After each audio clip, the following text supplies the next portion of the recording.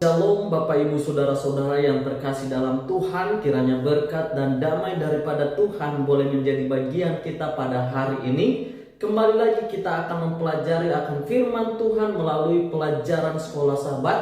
Dan kita sudah memasuki di pelajaran yang ke-12 dengan judul Kasih dan Keadilan, dua perintah terbesar. Ayat inti kita sepanjang satu minggu ini terdapat dalam 1 Yohanes 4 ayat yang ke-20.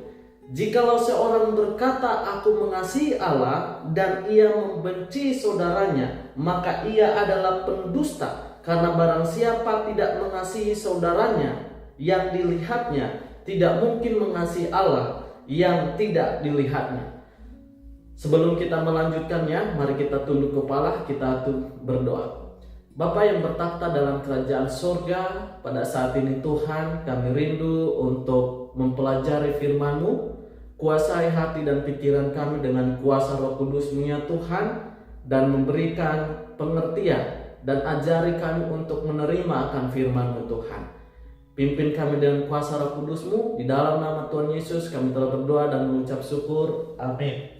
Baik Bapak Ibu Saudara-saudaraku, kita masuk di pelajaran yang pertama, di pelajaran hari Minggu dengan judul Dua Perintah Terbesar.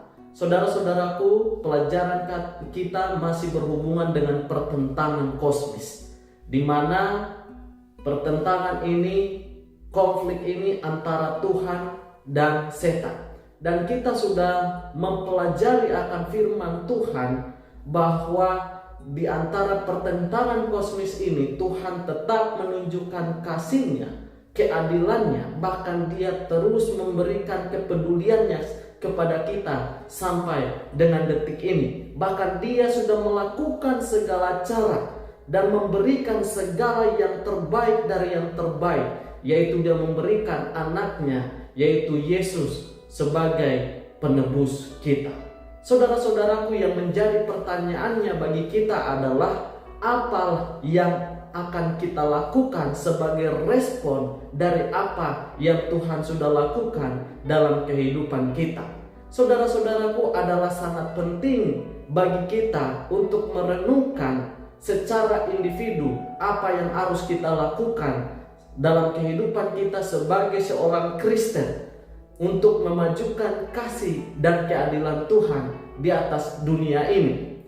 Nah, kita boleh mulai berfokus pada apa yang Tuhan sudah perintahkan kepada kita melalui firman-Nya di dalam Matius pasal 22 ayat yang ke-34 sampai ayat yang ke-40, di mana di sana ahli-ahli Taurat mencoba untuk mencoba Yesus, dan mereka bertanya, "Hukum manakah yang pertama dan terutama?" Dan Yesus mengatakan, "Kasihilah Tuhan Allahmu dengan segenap hatimu, dan dengan segenap jiwamu, dan dengan segenap akal budimu."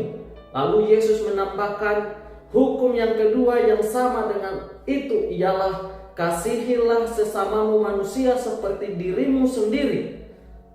Saudara-saudaraku, tidak cukup sampai di sana. Yesus melanjutkan perkataan itu, di mana pada kedua hukum inilah tergantung seluruh hukum Taurat dan kitab para nabi.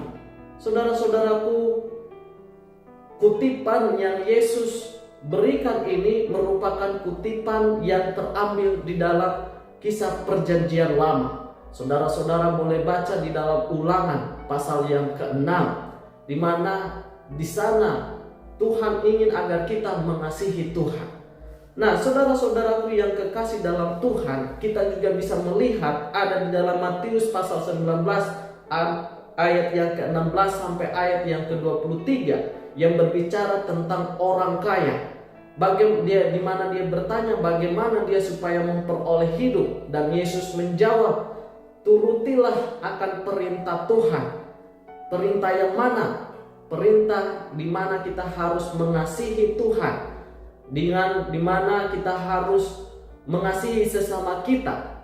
Dan pria ini atau orang muda ini menjawab, "Saya sudah melakukan itu semua." Dan Tuhan mengatakan, "Jikalau engkau hendak sempurna, pergilah jualah hartamu dan datang untuk ikuti saya. Dan pemuda itu pergi dengan sedih hati. Saudara-saudaraku, Tuhan melihat kepada orang muda ini, dia memiliki satu hal yang belum bisa lepaskan, yaitu harta.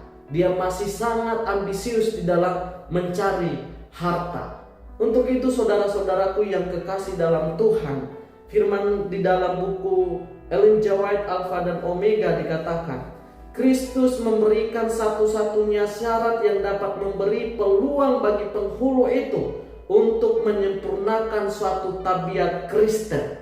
Jadi saudara-saudaraku, untuk mengikuti Tuhan, bahkan untuk mau mengikut Tuhan dalam kehidupan kita, kita boleh dapat menyempurnakan tabiat Kristen kita.